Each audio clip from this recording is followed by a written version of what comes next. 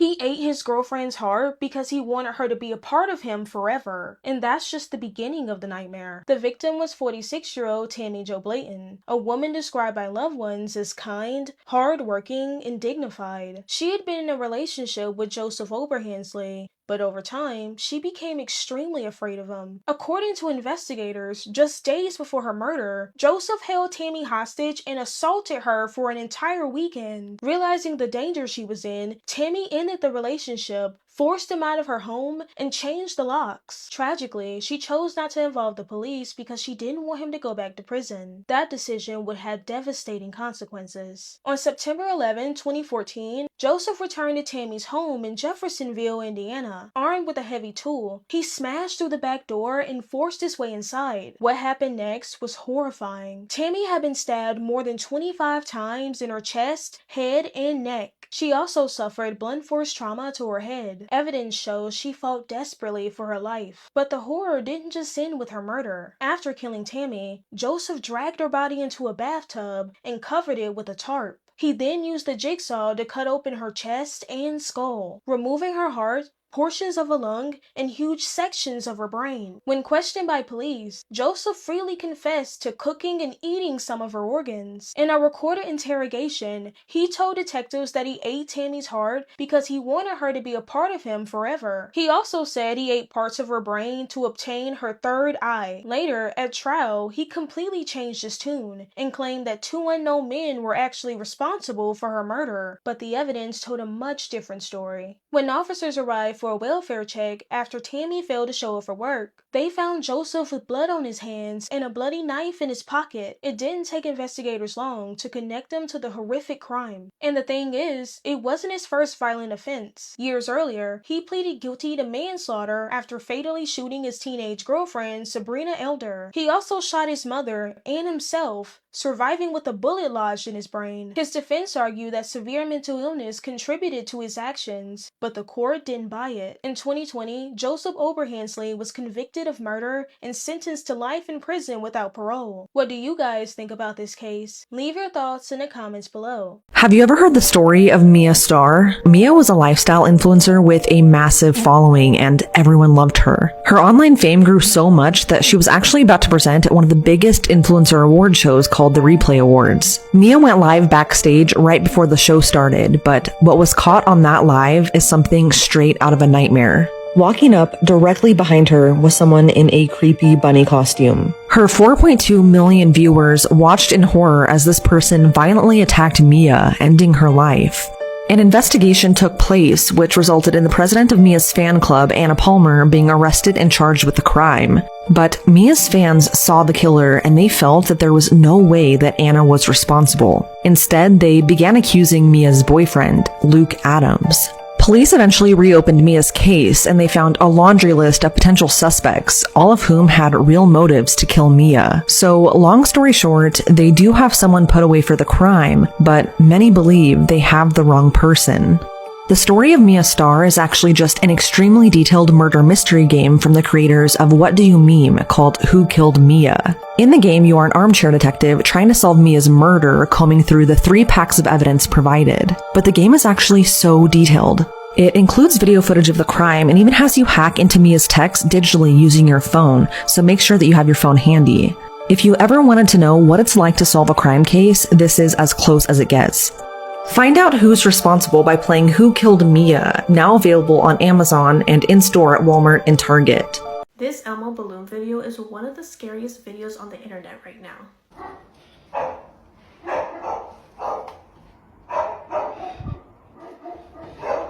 Babe.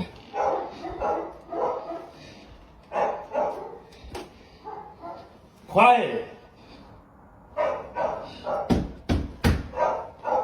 Quiet.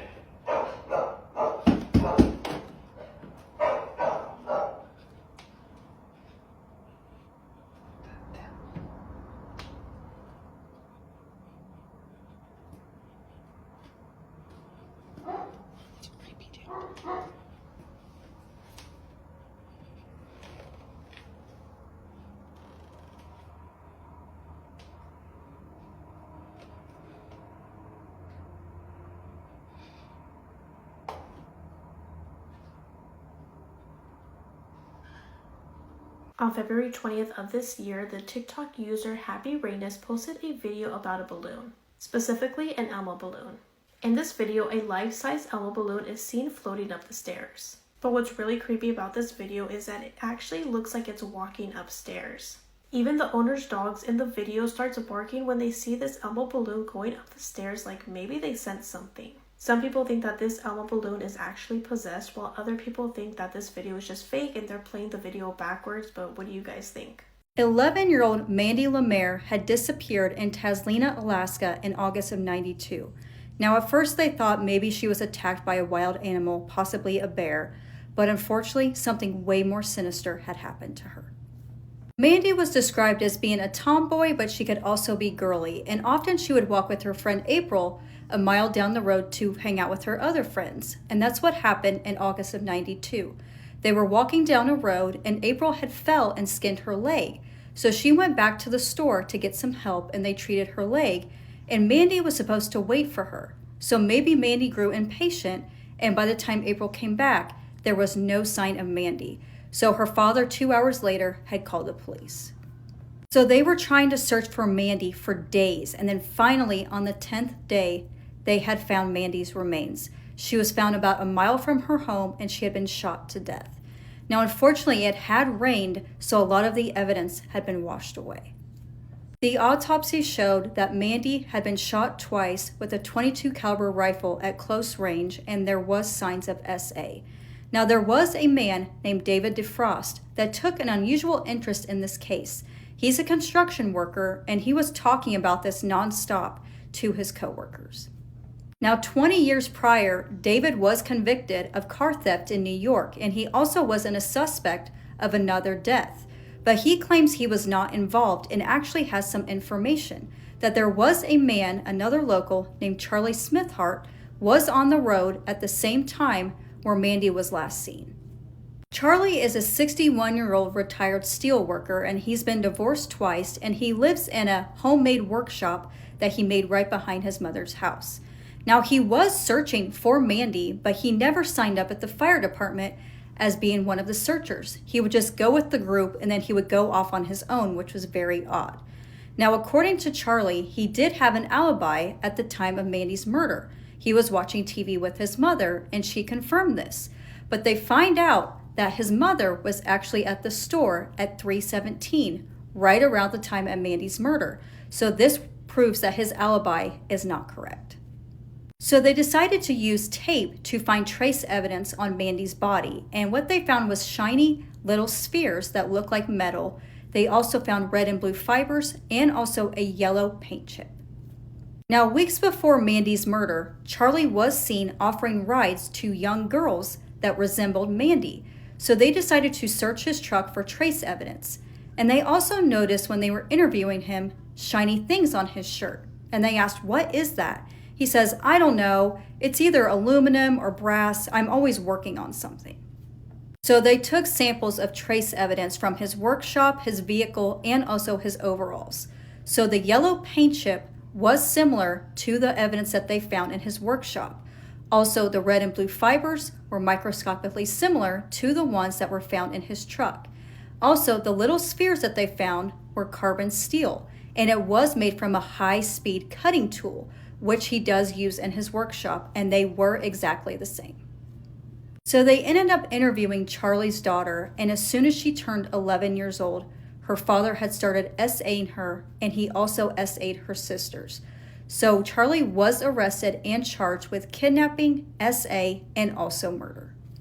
So Charlie's trial starts in 1993, and he was being very disruptive throughout the trial, and this is what he had to say in the court.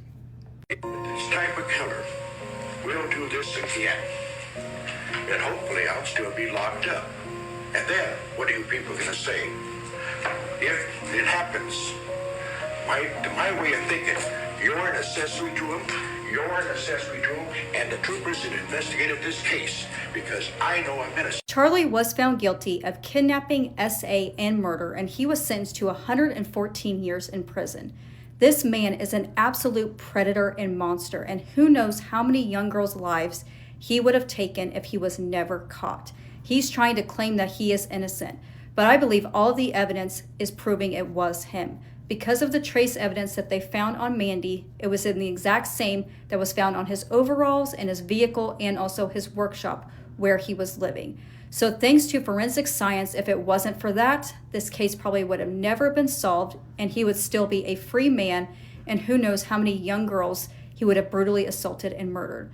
But my heart goes out to Mandy and her entire family because this story is just so tragic. But let me know what you guys thought of this story in the comments. Thanks for watching. I love you all. We'll see you in the next one. And please take care of yourselves.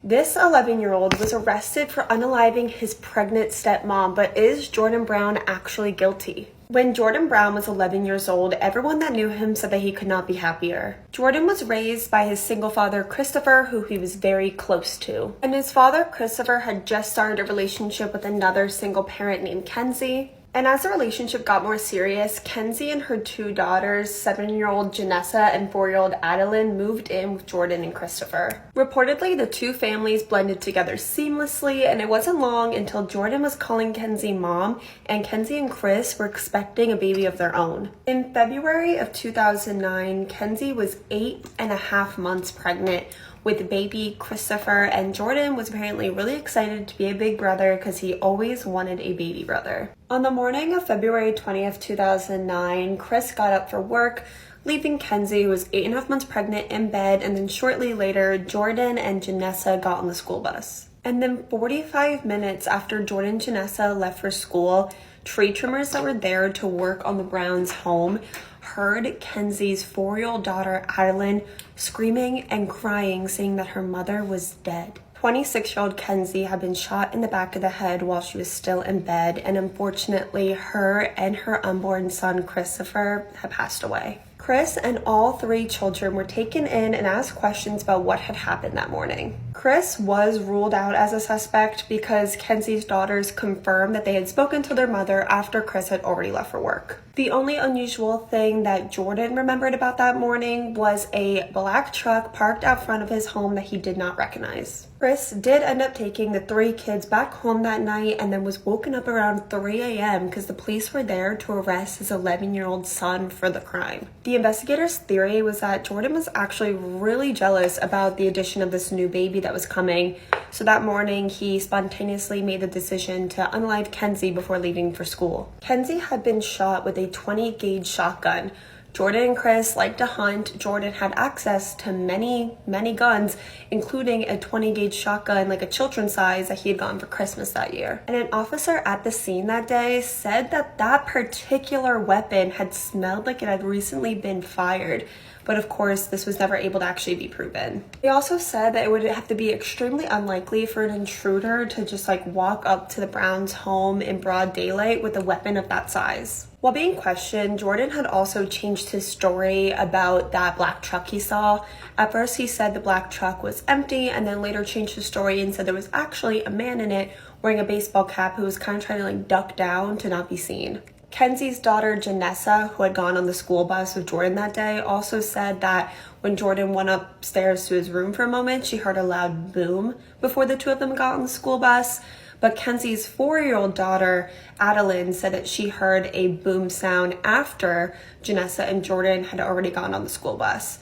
We have to remember that they were only 7 and 9, so you really have to take their story with kind of a grain of salt.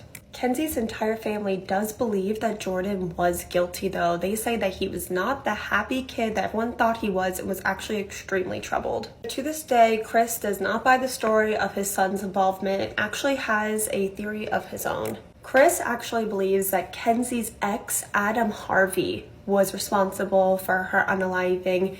Chris says that Kenzie was terrified of her ex, that he had actually threatened to unalive her in the weeks before her death, and she had a restraining order against him, but investigators have completely ruled this theory out. Alright, and this is me from the future. I was just editing the video and I realized I forgot to mention that Kenzie's ex, Adam, drove a black truck, the same one that Jordan saw that morning at the time that Kenzie passed away, and Jordan had never met Adam, so he would not know what car Adam drove. And in 2012, at only 14 years old, Jordan was found guilty of double homicide. At one point after his conviction, there was talk of a possible retrial. But in 2018, Jordan's conviction was actually overturned by the Supreme Court due to a lack of evidence. And because of this, Jordan will never be able to be retried. To this day, a lot of people think that the Supreme Court got it wrong and that Jordan Brown was actually guilty and should have never been left out. But I've said it once, and I'm sure I'll say it again. I believe that if you're going to try someone, you have to prove them guilty beyond a reasonable doubt. And I don't think they did in this case. And you have to prove them beyond a reasonable doubt, especially for a crime this serious and especially for someone so young. And I don't think they did. They didn't even test the house for fingerprints. But honestly, this was a town of less than 1,000 people. And I don't think that the police department was equipped for a crime this serious. But I'm super interested to get everyone else's opinion on this case because I know this is one of those cases where public opinion is very split. And also, I know I left some details out in this case. I only did that because I knew this video was going to be pretty long, so I did it for time. But if you want to keep discussing, I'm always in my comments every second I get replying to comments. I've been kind of thinking about maybe doing my first live here on TikTok, maybe sometime this week. Let me know if you'd be interested in that and what time works for the majority of people. I don't get home from work until around 6 p.m. Eastern time, but if you'd be interested in that, I could we could talk about cases together, or we could do more of a Q&A. Let me know what you think in the comments, because if people aren't interested in it, I won't do it. But I thought it'd be fun, and people have been asking me to do a podcast or something, so I feel like that could be kind of something similar. So yeah, let me know what you think in the comments, and I'll see you guys for the next video. I'm pretty sure one of the biggest red flags in life is if you ask somebody if they've ever murdered someone and they say, not that I can think of. I watched this documentary on Channel 4 last night and my jaw was on the floor. It was November 2023 in Bedfordshire when Annette Smith was last seen alive. Throughout her life, she had been the life and soul of the party. She was an absolute dream. She was actually nicknamed the Queen of Fairfield because she was so glam. She was always having people round for dinner parties. She was also an amazing friend to everybody who knew her. Such a good friend, in fact, that when her bestie Scott Patterson was struggling with money issues and didn't have anywhere to stay, she said, "You can stay at mine rent-free." And this only kind of helped their bond grow. Scott was in his 40s and he was a bit of a lost soul at this point. He'd ended it with his partner. He was newly single. He didn't really have his own place. He was in credit card debt and she just was really an amazing friend to him. Friends and family said she thought the world of him. But Annette's ex-husband reported her missing on the 10th of January 2024 when he realized he'd not actually physically seen her for a while other than just text communication. Now, sadly, Annette had suffered a stroke and become really physically unwell. It kind of fell on Scott to look after her and become an unofficial carer. It was almost like he was repaying her for how she looked after him when he was in his hour of need. He'd obviously been living there for free after all. Police went round to Annette's house to conduct a welfare check and found, weirdly, her bed was stripped. There was no sign of her. There was kind of boxes piled up. It really didn't feel like she'd been there for a while. They interviewed loved ones to try and kind of piece this puzzle together. Where was Annette? Scott told police that he'd seen her leave on the 15th of November with a friend. He said she'd been struggling mentally. She was really not in a good place. She just said she needed to get away and she would be back in a few days. He said she left with a random woman that he didn't actually know, which didn't really seem to ring true because, like I said, Scott was her best friend. Annette also was really immobile and vulnerable at this point. She'd been practically bedbound, so why would she just suddenly pack her bags and leave with a stranger in a car? Scott also interestingly described these red pump shoes that he said that Annette had been wearing when he last saw her when she got in the car. However, police found those red shoes in her bedroom. So either Scott was lying or she'd come back and taken her shoes off and then left again. Police decided to look into the communications that Annette had apparently been sending to people. She'd sent emails to her friend Pat saying that she was basically peed off and needed to be away from people for a while. She'd also sent a strange email out to one of her friends saying she's getting a new phone soon and she'll send the number out eventually. But people noticed that the emails didn't kind of really seem like they were from Annette. It was very much a lot more kisses than she would normally put. She'd also sent a Moonpig card to a friend around Christmas time.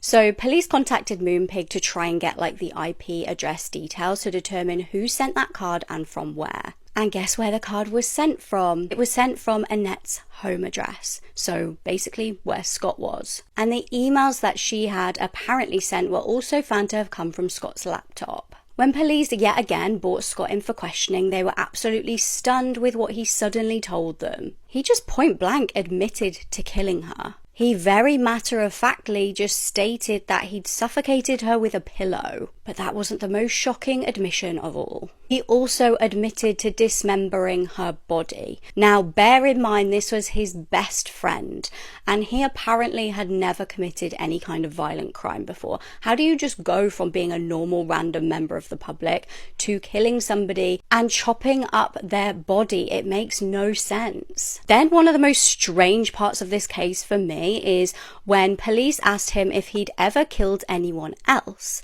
and he said, "Not that I can think of." We'll circle back to this in a minute because I feel like there's something really dodgy going on here. Essentially, police found CCTV and records that proved that Scott had been selling Annette's belongings, like her jewelry, for a long time. He'd made about $5,000 from doing this, and this had been happening from before he'd even killed her. While she was still alive, he was stealing her jewelry and selling it. He also casually admitted that he'd thought about killing her for a while and sort of considered how to do this. Now, prior to Annette's death, her dad had also passed away, and who knew him? Scott. He was very elderly and needed carers, and Scott actually saw him the day before he was found dead by these carers. Carers came into the dad's home and found him deceased in bed. However, his head was wedged between the bars of the bed, which could obviously have indicated a struggle, like a pillow being held over his face. Now, that's just obviously my own thoughts and opinions. There's no evidence of this, there's no proof.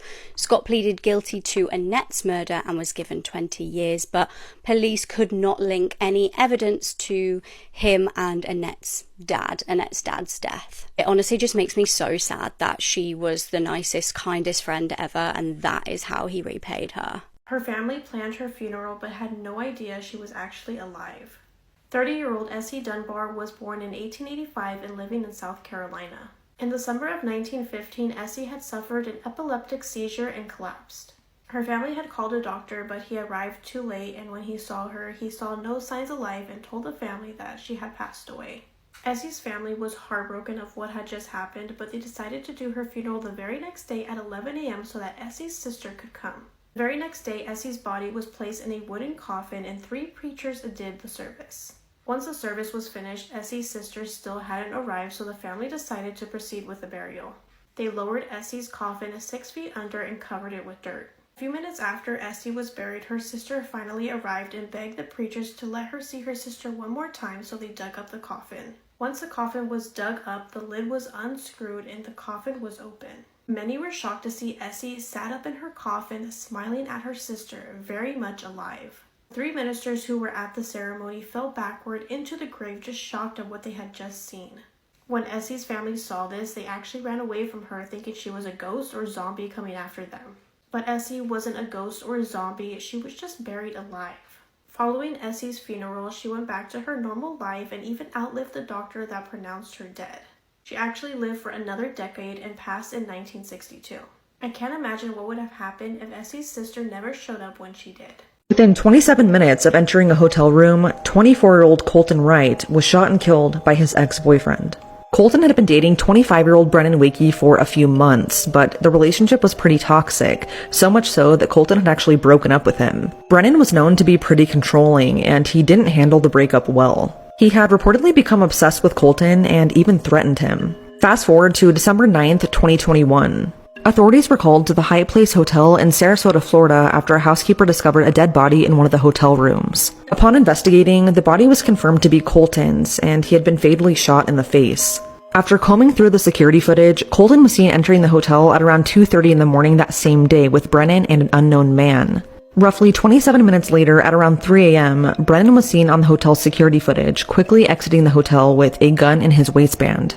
Brennan was arrested a few hours later and has since been charged with murder, but despite that, and despite the fact that Brennan was showcasing disturbing behavior before the murder, he has since been released and is walking free with GPS monitoring until the trial. Many believe that the reason he was released, even though he allegedly murdered someone, was because of his status in the community. He was a young graduate from NYU that went straight into Wall Street. He and his family are very well off, and they know a lot of people with a lot of power. I try really hard to never give my personal opinions in videos like this, but the fact that Colton will never get to see his family again, all while Brennan is out and updating his LinkedIn profile, absolutely disgusts me. Right now, the trial is set for November 6th, but it has been pushed back a few times before, so I'll keep you guys updated. It would take 20 years to find out what happened to the murder of Jeanette Kirby, and it was all because a man decided to not throw anything away that would help solve the case.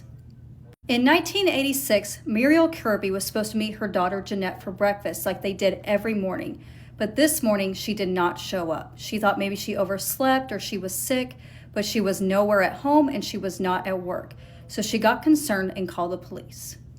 Now, they wanted to search for Jeanette, but that night they had one of the most severe thunderstorms that they had in years. So the next day, they found out that Jeanette is an avid walker and would walk at the Riverbend Park. Now, this is not your normal park. It is huge. It's about 500 acres with trees all over. So they decided to search this area, and in the parking lot, they did find her vehicle with a parking ticket on it, showing that her vehicle had been there the day prior. They eventually found Jeanette's body in an isolated ravine about a half a mile from where her vehicle was. There was signs of a struggle, like that she had been dragged, and they also found her clothes scattered all over the place, and then they found her headphones that were a few yards away from her body. They saw that Jeanette's hands were tied behind her back with a plastic tie, but these ties aren't the ties you buy in the store. They are called flex cuffs, which are the ones that the police use. So now they're thinking possibly their suspect is a police officer.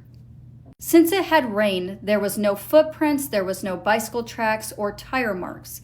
But the autopsy showed that there was no signs of SA, but she was stabbed 3 times in the chest. Now, it appeared that no one had a motive to murder her. Her ex-husband was in Florida at the time of her murder, and she was casually dating, but no one she was dating was a police officer. So now they're thinking this was just a random killing. Now, unfortunately, there was not a lot of evidence. There was no murder weapon, no eyewitnesses, no DNA.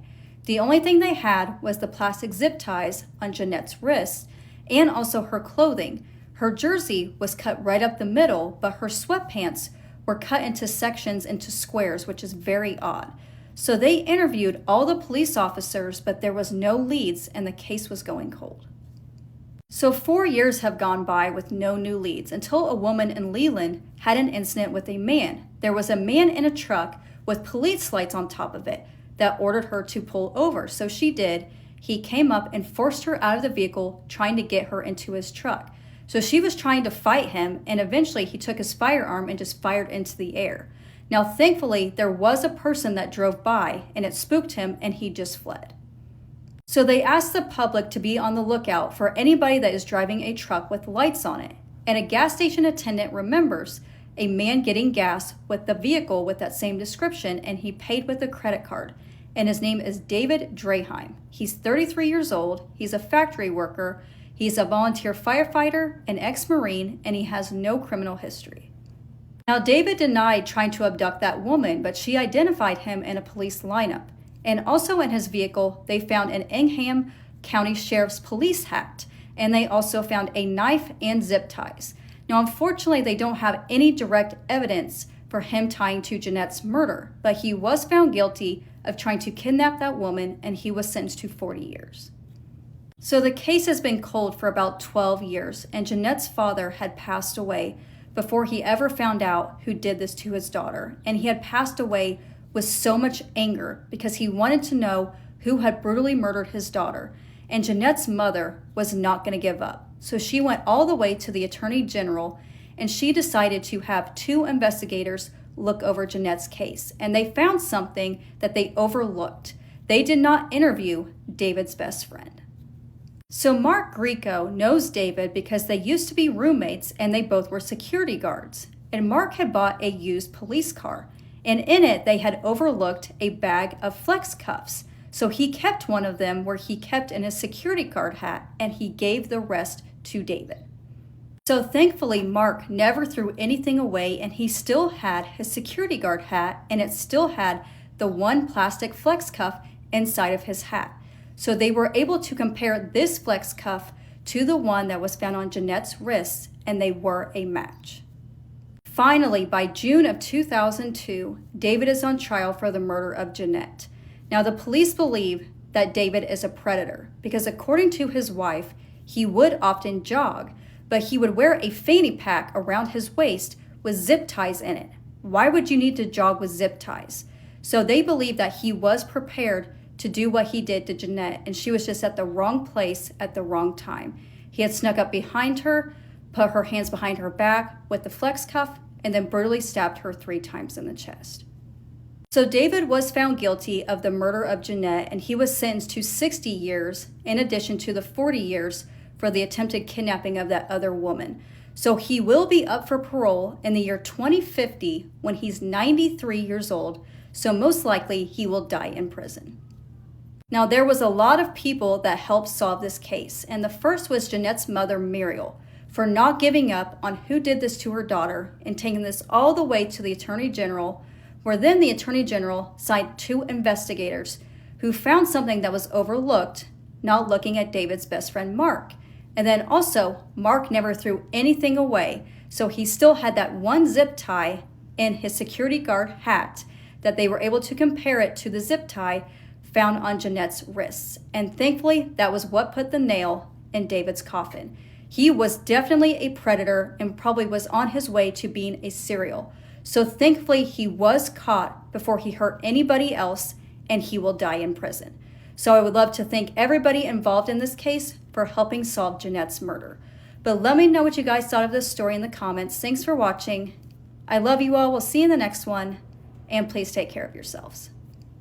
This 9-year-old girl left her house in the middle of the night, walked down a highway, and was never seen again. Every theory in this case seems equally unlikely. There was a pretty wild rainstorm the night that 9-year-old Aisha Degree vanished. Her father worked the night shift and checked on both his children to make sure they were still sleeping around 2:30 a.m. And at some point between 2:30 and 6 a.m., 9-year-old Aisha took a book bag that she had already pre-packed with some of her clothes and other belongings, and then a little purse that she carried, and walked out of her home. 4 a.m. that night, 2 separate people said that they saw a little girl matching Aisha's description walking down the highway alone. And you have to remember, it was a crazy rainstorm and it was pouring rain, and no one reported that they saw this little girl walking alone on the highway in the pouring rain until the next day after they saw that a girl that matched what they saw was reported missing. But one driver did circle back to check on this little girl and must have spooked her because she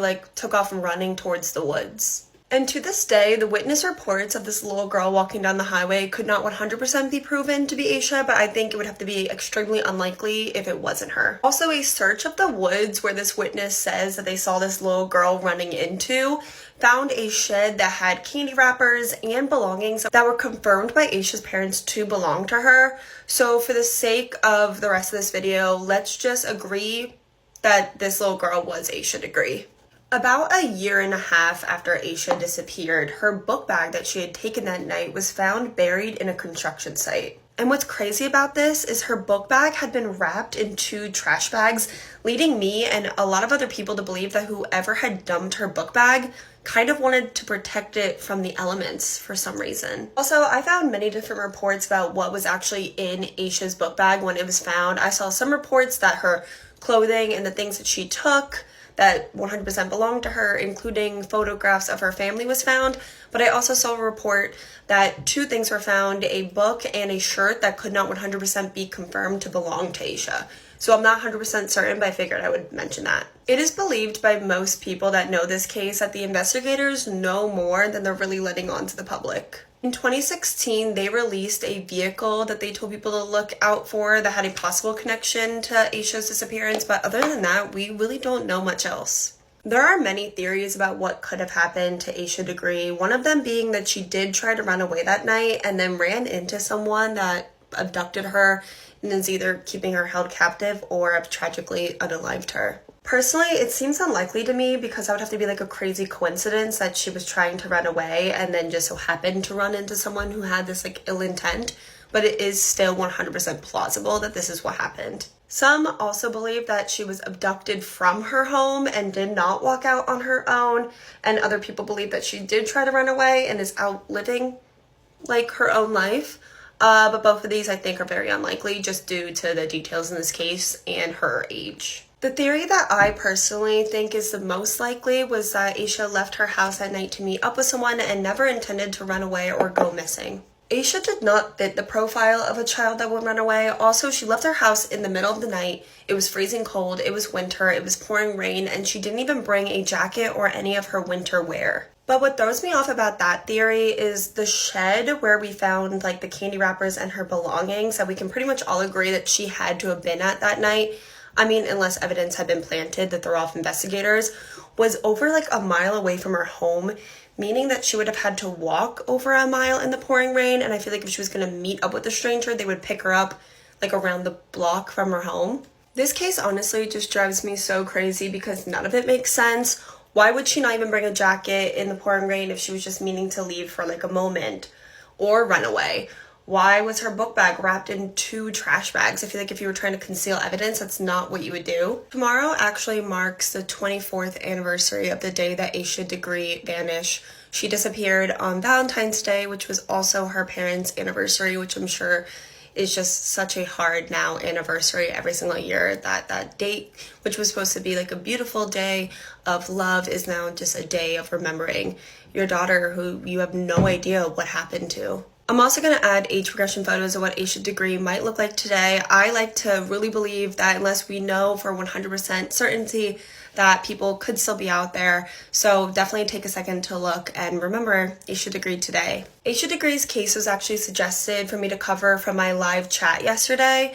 If you want to suggest what case I do next or have any questions about me or want to keep further discussing cases I post on here, I'm trying to urge myself to go on live every single day this week around 6:30 p.m. Eastern. I too believe that this is a man that got jealous and in turn decided to use his money, his power, his Hollywood status to paint a picture the way that he wanted it to be painted without taking anything else into consideration. However, I am also aware of how wrong we can be as a society given that we don't know these people. We only know the things that have been put out on the internet for us to read. And I don't know if this is just me, but my trust issues are so bad that I won't believe one side of the story with 100% certainty unless I see hard evidence with my own 2 eyes, and I don't have that. I don't know these people. I don't know the truth. I'm also not a lawyer, so everything that I say is alleged and information that I found on the internet. That being said, let's run through a timeline of the events of Blake Lively, Ryan Reynolds, and Justin Baldoni. Wayfarer Studios is a California-based production company co-founded by Justin Baldoni. Wayfarer Studios bought the rights to It Ends With Us in 2019. They would be producing the movie. January of 2023, the cast for It Ends With Us is announced, the 2 main characters being played by Justin Baldoni and Blake Lively. May of 2023, filming for the movie begins, but then is paused. January of 2024,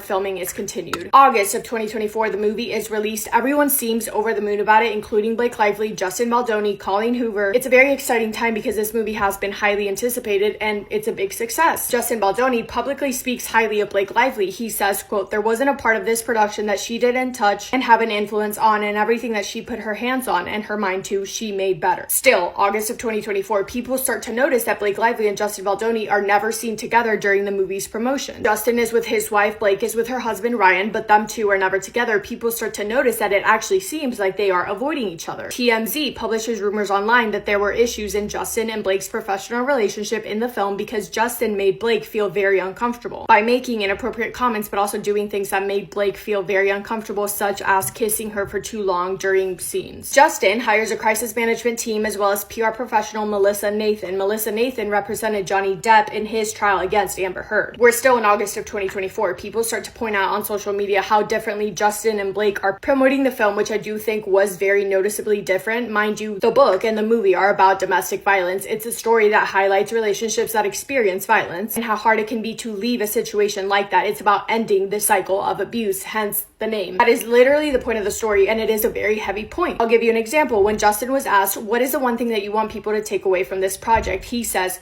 hope, that everyone has the ability to end a cycle that they didn't ask for. We can all say that it ends with us in our life. When Blake Lively was asked if someone who understands the themes of this movie comes across you in public and they really want to talk to you about this, what's the best way for them to do that? She makes a joke about herself, about sharing her location with strangers. It was kind of weird. Kind of weird given that the theme of the movie is such an important topic. To joke about it or simply disregard it is a little strange. And it's not a good look. And the public was recognizing that that was not a good look. And that snowballed and caused a lot lot of old interviews of Blake Lively resurface and just make her look terrible, for a lack of a better word. December 9th of 2024, Justin Baldoni is awarded the 2024 Voices of Solidarity Award from Vital Voices, an award dedicated to men who celebrate women and promote gender equality worldwide. December 21st of 2024, Blake Lively files a legal complaint against Justin Baldoni, claiming that he sexually harassed her on set, saying that he displayed behavior that caused her severe emotional distress, and claimed that Justin and his team were purposefully attempting a social manipulation campaign to destroy Blake Lively's reputation. She says, quote, "I hope that my legal action helps pull back the curtain on these sinister tactics to help people who speak up about misconduct and helps protect others who may be targeted," end quote. Justin Baldoni's lawyer responds to that by saying, "Whoa,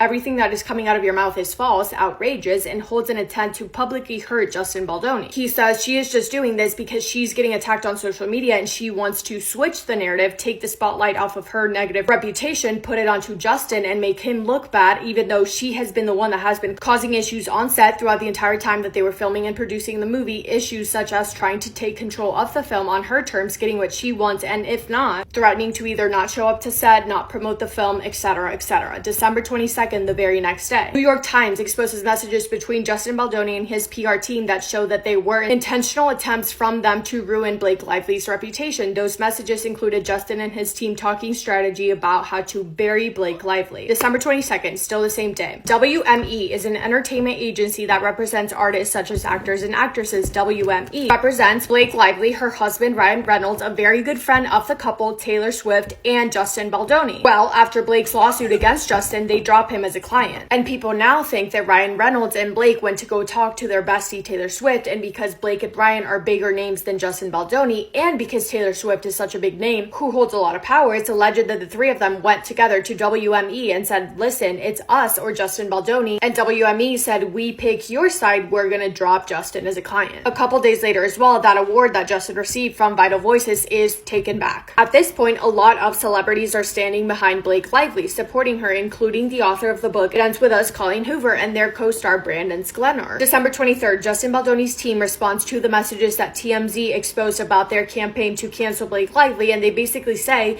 "It's our job to protect Justin." They say, "We did what any other crisis management firm would do when hired by a client who is experiencing threats by two extremely powerful people with unlimited resources." December 25th, Justin's former publicist files a lawsuit for breach of contract to remove herself from being a part of the alleged smear campaign against Blake Lively. December 31st, Justin Baldoni's lawyer comes out and says that they are brewing something up. They are in the works of a lawsuit against Blake Lively. This is a quote from him, quote, "I'm not going to speak to when or how many lawsuits we are filing, but when we file our first lawsuit, it is going to be a shock to everyone who has been manipulated into believing a demonstrably false narrative. I will be supported by real evidence and tell the true story." The very next day, January 1st, Justin Baldoni sues the New York Times for $250 million because, remember, when the New York Times exposed the messages between Justin Baldoni and his PR team talking about what they were going to do to bring Blake Lively down, well, Justin's lawsuit claims that the New York Times cherry-picked specific things to say without any context to make them look evil and calculated, when in reality there was so much more context to the conversations, but New York Times published what they did, invading his privacy and misleading the public. January 1st, Blake Lively officially files a lawsuit against Justin Baldoni in New York federal court, again claiming that he, along with his PR team, planned a whole scheme to ruin her reputation because they were upset that she spoke out about Justin's inappropriate behavior on set, and the claims that she is making are big claims, big, serious, horrible, detailed claims, the main ones being about sexual harassment. January 2nd, Justin Baldoni's lawyer makes a statement basically saying, "We are going to follow through with our lawsuit against the New York Times because we strongly believe that Blake Lively is the person trying to ruin Justin's reputation, not the other way around, and the New York Times facilitated that for her without knowing the full story. New York Times just decided that what Blake was saying must have been true, and they assumed the truth without having the facts." He says, quote, "In this vicious smear campaign fully orchestrated by Blake Lively and her team, the New York Times covered the wants and whims of two powerful, untouchable Hollywood elites disregarding journalistic practices and ethics." He continues on to say, "While their side embraces partial truths, we embrace the full truth and have all of the communications to back it. The public will decide for themselves as they did when this first began." And then 15 days later, January 17th of 2025, Justin Baldoni countersues Blake Lively and Ryan Reynolds for $400 million for allegedly attempting to destroy his reputation and career. In his lawsuit, he's claiming multiple things: that Blake and Ryan have been spreading false information to harm his reputation, making him appear in a false or negative way. They have failed to act honestly and fairly. They've messed with his business and pretty much tried to paint him in such a negative light that he would never be able to work with anyone in Hollywood again. His lawyer is extremely confident when he says that Justin and his team have more than enough evidence to prove that what Blake is saying is either a lie or twisted in a messed up way to make Justin look bad. But he says that if you have all of the context, all of the information, all of the evidence, which they say they do have, it is evident that Blake Lively is the one in the wrong. No doubt about it. This is another quote from him, quote, "It is clear based on our own all-out willingness to provide all context, text messages, emails, video footage, and other documentary evidence that was shared between the parties in real time that this battle she will not win and will certainly regret. Blake Lively was either severely misled by her team or intentionally and knowingly misrepresented the truth." And so far, which you guys have probably seen on social media, there has been a clip released of Justin and Blake on set, as well as an audio voice memo from Justin that was sent to Blake, and it really seems that the confidence that Justin Baldoni's lawyer has is for good reason, because he knows that there is no way that Blake will be able to win in court against Justin, because he knows that what Blake is claiming is just simply not the truth. And the news story that is believed by a lot of people and backed by evidence is that the person behind all of this is Ryan Reynolds, Blake's husband, because a lot of people believe that Blake, while filming the movie, caught real feelings for Justin Baldoni. Ryan Reynolds realized that his wife was falling in love with someone else, lost his head, went absolutely psycho to try and ruin Justin's reputation out of pure jealousy, and now maybe is realizing that what they did was stupid, because January 30th, yesterday, Blake Lively and Ryan Reynolds asked for Justin Baldoni's lawsuit to be dismissed. They're like, oh, this is getting serious, we don't want to play this game anymore. But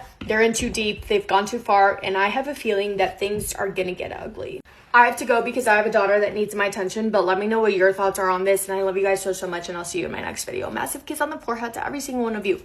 Officers responded to a fake 999 call and accidentally walked straight into the murderer's trap. It was the morning of the 18th of September 2012 in Hattersley, Greater Manchester. Suddenly an anonymous call came into police. Sounding pretty calm on the phone, a man stated, "Someone's just thrown a big concrete slab through my back window and run off." He explained that he didn't know who the person was, and obviously police were dispatched to investigate. This was 23-year-old officer Nicola Hughes and 32-year-old PC Fiona Bone. Nicola was described by loved ones as brave, friendly, and vibrant. Fiona had been planning to get married to her partner Claire. She was the most amazing stepmom to Claire's 5-year-old daughter Jessie. But when they arrived at the scene at Abbey Gardens in Mottram, they had no idea they just walked straight into a murderer's trap. Just before 11 a.m, neighbours heard a shower of gunshots and then an explosion. The officers did not stand a chance. The man who had made this fake phone call was Dale Cregan. The 28-year-old had placed the bogus call, then fired at the two women when they arrived to try and help him. He then detonated a hand G. What happened next was just as unexpected. Dale handed himself in at the police station, and police knew him well. They'd actually been searching for him. He'd been on the run. Dale had allegedly been involved in substances from a very early age. He claims to have lost his eye in a bar scrap in Thailand, but it actually has no scars around the socket to suggest that that is the truth. He was known to be an intimidating presence in the Greater Manchester area and had a bitter feud with a family called the Shorts. Now, it's believed that Leo Atkinson, a friend of Dale's, got in a fight with David Short in 2001 for apparently staring at him. Men always say women are emotional. Anyway, these two groups hated each other,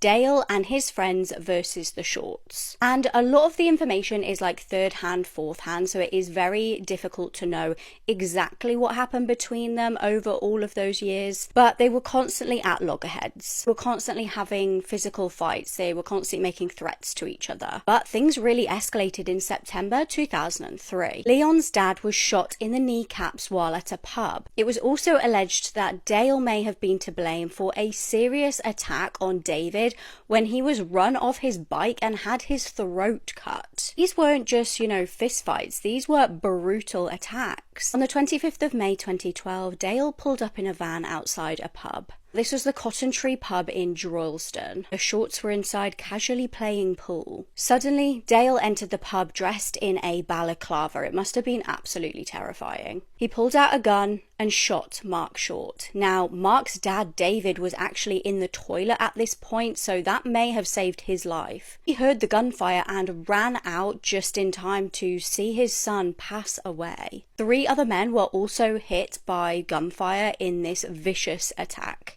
And police warned David, the dad, that he might be next, and unfortunately they were right. Infuriatingly, after being arrested, Dale was released on bail, and he was obviously then just free to carry out his next attack. He literally didn't give 2 shits. He was a brutal, brutal guy. Now, I know we have to release people on parole, you know, pending further investigation a lot of the time, but really, when somebody's opened fire in a public place like that and murdered somebody, and lo and behold, Dale did then carry out another attack. Surprise, surprise. The 10th of August, he set his sights on David, the grieving father. Dale and his friend turned up at David's house in a van before literally just bursting into his home. They chased him right through his house and right out of the back of his house before shooting at him. He sustained 9 wounds from this, and a hand G was then detonated. A second hand G was thrown at another house nearby, but thankfully nobody was hurt. Dale would later callously state that the night he shot David, he had the best sleep of his life. So then, suspected of 2 murders, Dale went on the run before committing the callous double murder of the police officers. Now, he didn't know these 2 officers. It really just feels like to me he had no actual motive for wanting to kill these women.